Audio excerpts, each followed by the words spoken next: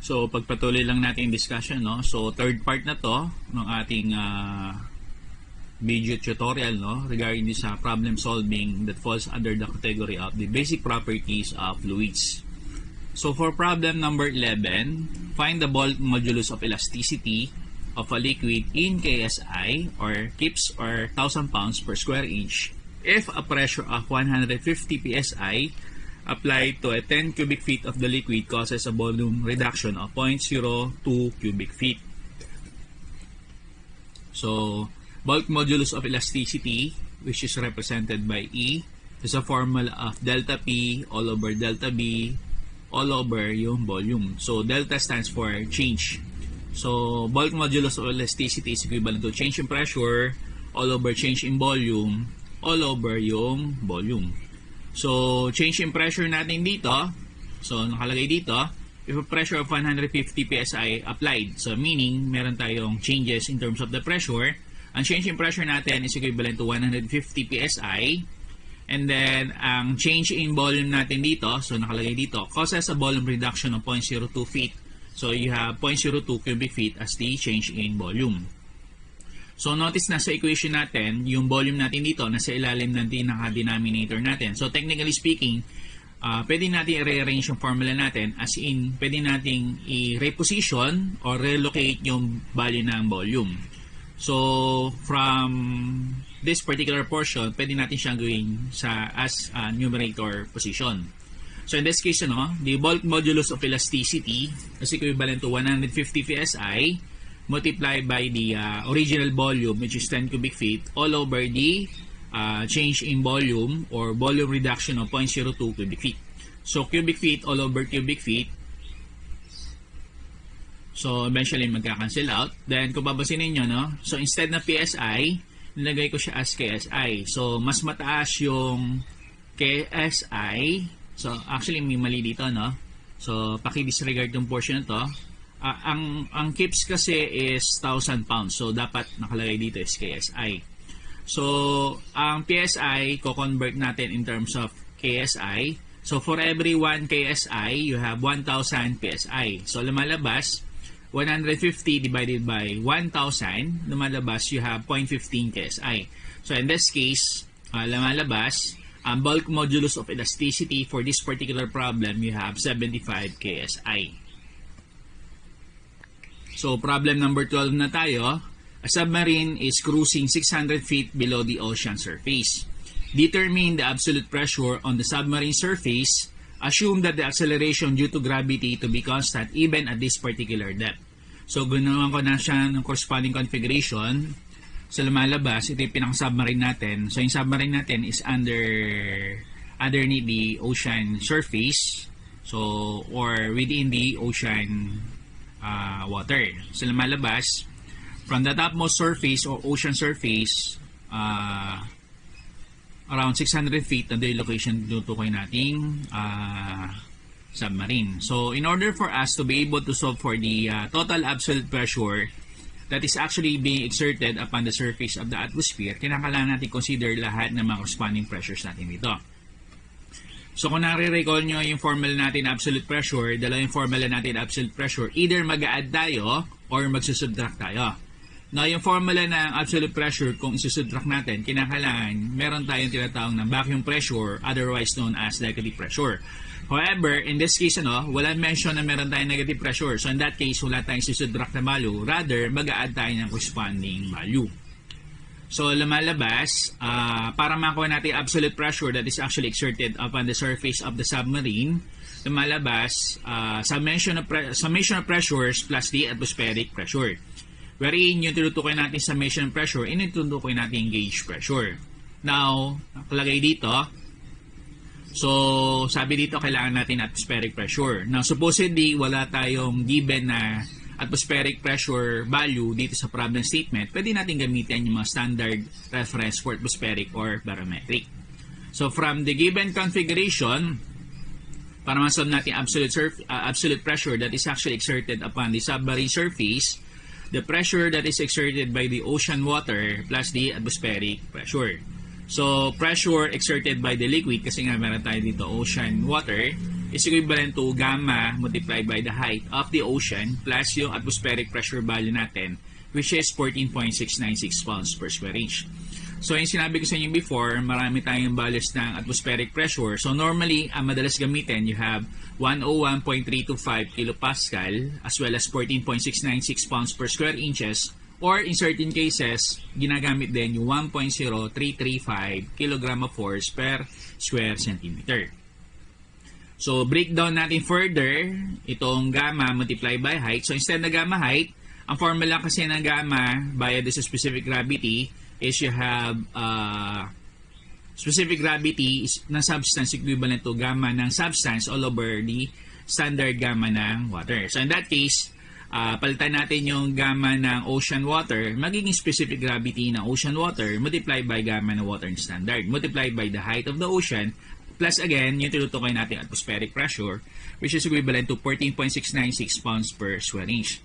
So, since ang sinasabi dito liquid is in the form of ocean water, which is what we call a salt water, ang constant doon sa tinutukoy nating specific gravity ng salt water or what we call ocean water is equivalent to 1.03. So, nabanggit ko na yan doon sa previous discussion natin. So, i-affix na natin, substitute na natin mga corresponding numbers. Specific gravity in ocean water, salt water, 1.03. Standard unit weight ng water, so tatlo yung pwede natin gamitin dito. However, in this case, para makancel out natin, matin natin yung required unit. Instead na 1,000 kg of force per cubic meter as well as 9.806 kN per cubic meter, I found it necessary na gamitin natin dito is yung isa pang value, which is 62.427 pound of force per cubic feet. Tapos 600 feet, which is the height of the ocean. So, nag-provide ako ng conversion dito para eventually may add natin yung dalawang portion na to. Kasi babasin ninyo, no? PSI dito, kung sa kabilang side, hindi ko po provide yung conversion na to. Magiging initial unit natin is PSF. So, PSF sa PSI, magkaiba ng unit yon. So, gayang sinabi ko sa inyo before, kung mag-add or magsusubtract ng dalawang values at meron siyang mga corresponding unit, kinakailangan parehas o same unit sila. So, in that case, convert natin yung PSF in terms of PSI. So, again, for every 1 feet, you have 12 inches, or for every 1 square feet, you have 12 square inches. So, square feet, papasin nyo, feet saka cubic feet ang matitira square feet dito. Square feet sa ilalim, square feet sa taas, matitira yung square inches. So, pound of force per square inch plus PSI, ang lalabas yung unit doon is PSI. Now, kung papasin nyo, since inad natin ngayon yung value ng atmospheric pressure, instead na PSI, yung magiging corresponding unit natin, ang basa natin ngayon dito is PSIA, or what we call pounds per square inch absolute. So, the absolute pressure that is exerted upon the submarine surface is found to be at the value of 282.6119 pounds per square inch absolute. So, ito, read as PSI absolute. So, yan. So, meron ako nilagay na note dito. Absolute pressure is always expressed either in PSI, PSIA, kPaa, or other units with the subscript absolute. So, let's say for example, ganito. Feet of water, instead of feet of water at absolute pressure, feet of water absolute, millimeter of mercury, magiging millimeter of mercury absolute. Pero in case na let's say for example, PSI, magiging absolute pressure, so, magiging PSIA, tapos kilopascal o kPa, at magiging absolute pressure, ang magiging corresponding unit niya is kilopascal absolute or kPaa. Yan. So, additional info, no? So, notes para mas maintindihan ang concept ng absolute pressure. Unless stated as to what kind of pressure to use, use gauge pressure. As in, the absolute pressure is equivalent to the gauge pressure plus the atmospheric pressure. Now, supposedly ganito, so gaya ng sinabi ko sa inyo, dalawang formula ng absolute pressure, isa i-add, isa i-subtract. Now, kailan natin gagamitin yung formula ng absolute pressure na subtraction? Supposedly lang, ganito yung situation or particular circumstance. If the pressure measured is actually in vacuum or negative pressure or condenser pressure, so, kaya tinatawag natin condenser pressure, it is actually a kind of pressure that is present in condensers, a type of equipment kung saan meron tayong presence of negative pressure, gagamitin natin yung formula ng absolute pressure na instead na i-add natin, susubtract natin. So, ang formula natin na absolute pressure involving negative pressures is atmospheric pressure minus yung tinutukoy nating vacuum pressure. So, problem number 13. A beer barrel has a mass of 20 pounds and then a volume of 5 gallons. Assuming that the beer's density is like that of water, what would be the total mass as well as weight of the beer barrel when it is actually filled with beer? So, ang hinahanap natin dito is yung total mass as well as yung total weight. So, sabi dito sa statement may nakalagay, assuming daw na yung density ng beer is the same as yung density ng water. So, in that case, rho ng beer is equivalent to sa rho ng water. So, dalawa yung particular values na pwedeng gamitin, either 1,000 kg of mass per cubic feet as well as 62.427 pound of mass per cubic feet. Now, in this case, kung titingnan natin yung mga corresponding given conditions, lahat to in English units. So, instead of 1,000, ang gagamitin natin dito is 62.427 pound of mass per cubic feet. So, hanapin natin, compute natin yung total mass. Ang total mass, labeled as M total, is equivalent do sa mass ng beer plus yung mass ng barrel. So, kung saan, formula natin ang density ng beer, you have mass all over volume o mass ng beer all over volume ng beer. So, once again, ang beer is an example of a liquid at ang liquid wala siyang definite shape. Rather, ang liquid, kung saan natin siya ilalagay, kukonform niya or titake niya yung corresponding shape ng paglalagay niya. So, in that case, yung beer ng barrel natin is equivalent sa volume ng beer natin is equivalent sa volume ng barrel. So, in this case, ang mass ng beer natin therefore becomes density ng beer multiplied by the volume of the barrel plus yung mass ng barrel.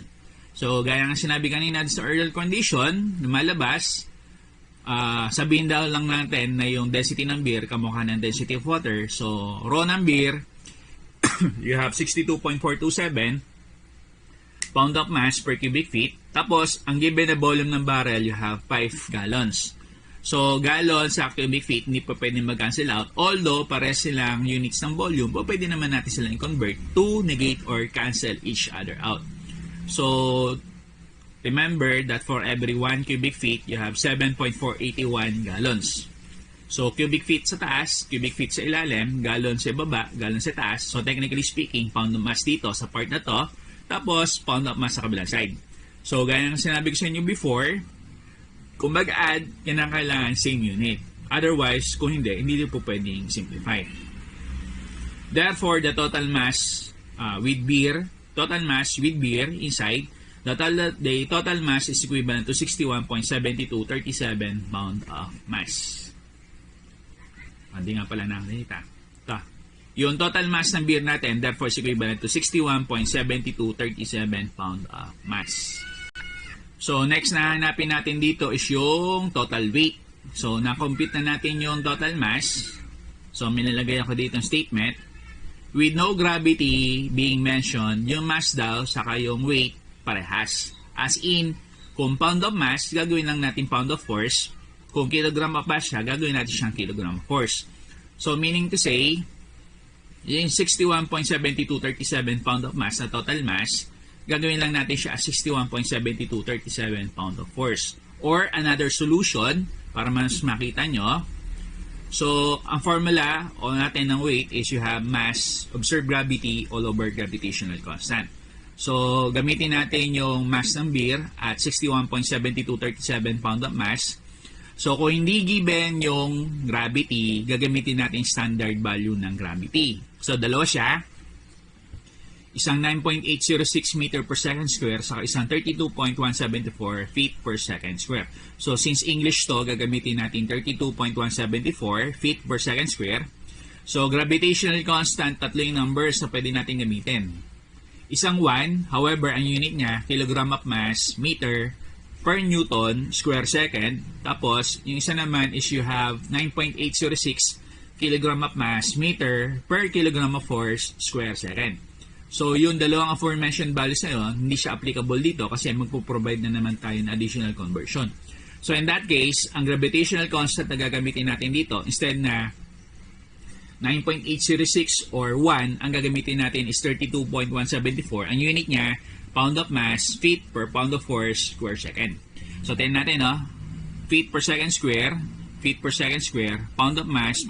So, technically speaking, ang matitira natin unit nito, you have 1 all over pound of force. So, in that case, lumalabas, since yung pound of force natin nasa ilalim ng pinaka-ilalim, lumalabas, magiging numerator unit siya.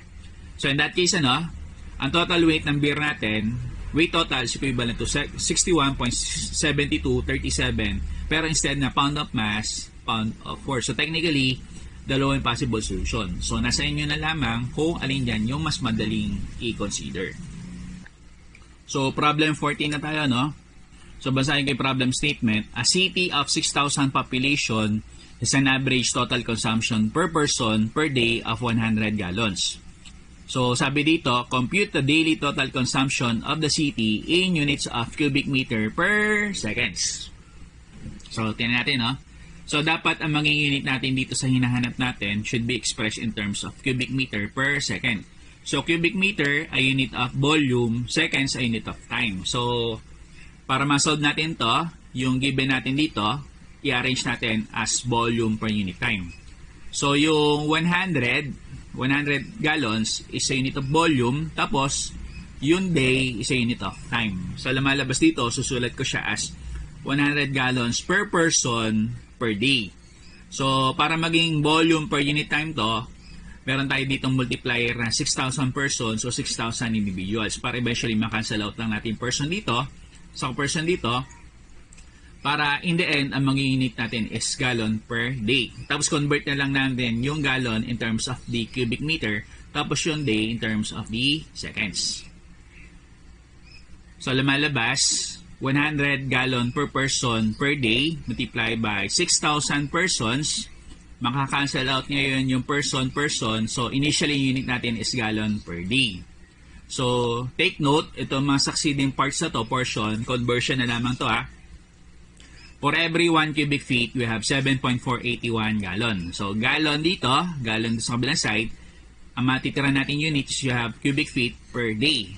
So, ay kailangan is you have cubic meter. So, again, take note that for every 1 meter, we have 3.28 feet. Or, for every 1 cubic meter, you have 3.28 cubic feet. So, in that case, cubic feet sa cubic feet magka-cancel out. So far, at this particular portion, ang unit natin is you have cubic meter per day. So, for every 1 day, you have 24 hours. Day saka day, cancel out. So, matitira natin unit dito so far is you have cubic meter per hour. And then, take note that for every 1 hour, you have 3,600 seconds. So, hour saka hour, magka-cancel out.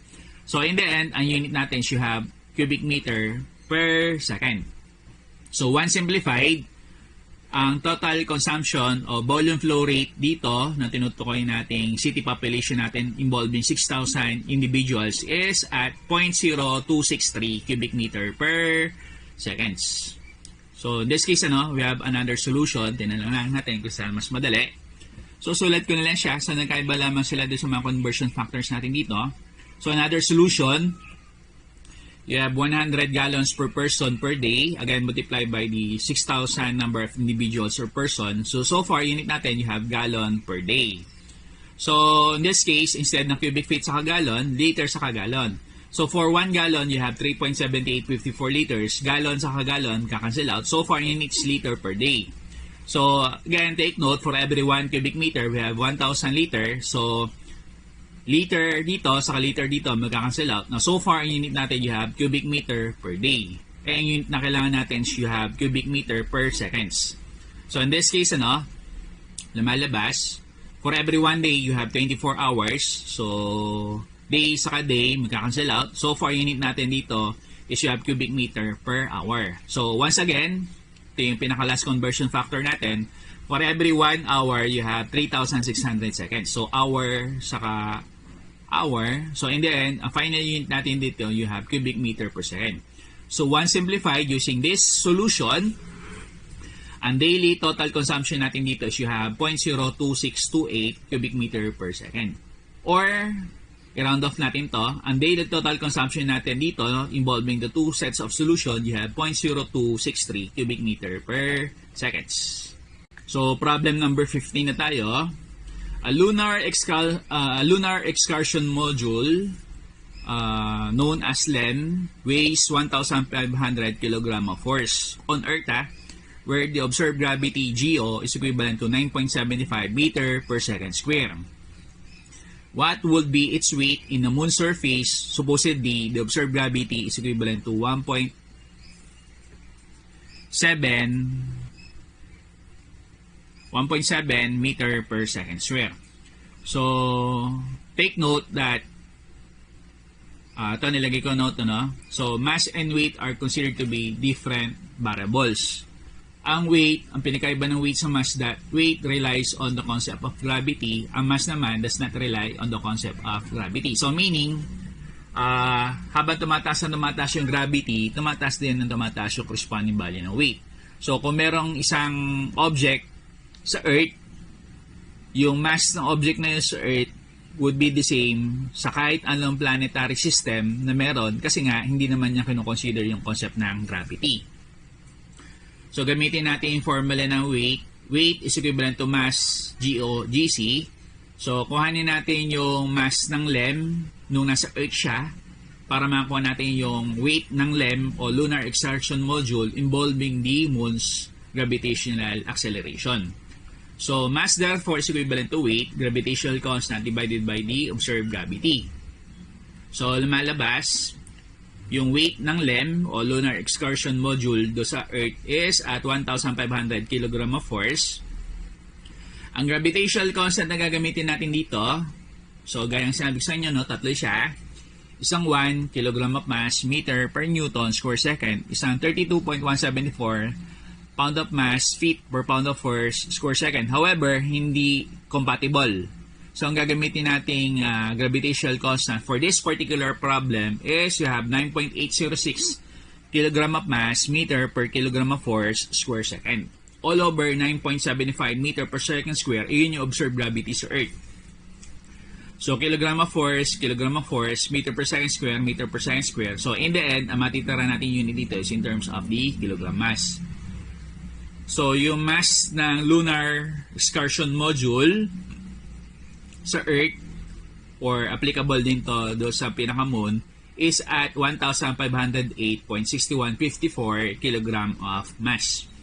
So, kuhanin natin yung pinaka-final requirement natin dito, yung mismo main requirement. Hanapin natin yung weight ng Lunar Excursion Module when located in the moon. So, weight is mass, observed gravity all over gravitational constant. So, gamitin natin yung mass ng pinaka-Lunar Excursion Module at 1,508.6154 kg of mass. Multiply natin doon sa observed gravity at 1.7 meter per second square all over the same gravitational constant na ginamit natin kanina na 9.806 kg mass meter per kilogram force second square. So, meter per second square, cancels each other out. Kilogram mass, ganun din. So, in the end, ang matitira natin unit dito is you have kilogram of force. So, notice na ang weight ng Lunar Excursion Module sa Earth is at 1,500 kg of force. Pero, pagdating dito sa Moon, from 1,500, bumaba siya significantly at 261.5385 kg of force. So, ayan, no?